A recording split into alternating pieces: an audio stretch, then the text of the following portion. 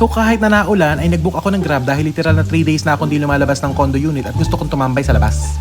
Naglalakad ako nang makita ko tong kainan sa Damosa IT Park at gutom na rin ako kaya puntahan ko nga.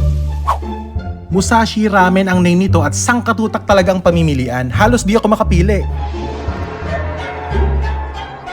Order tayo ng gyudon at saka ng kashiwa.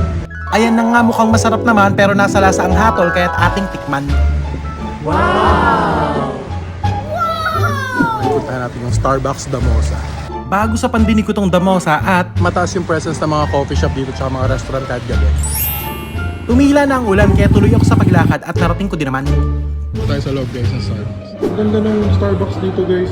Kung gusto nyong tumambay, pwede dito guys basta o-order kayo ha. At yan ang favorite ko, umakyat na ako ng hagdan at pagdating ko ng taas ang dami palang tambayers, dumagdag pa ako, yun lang, bye!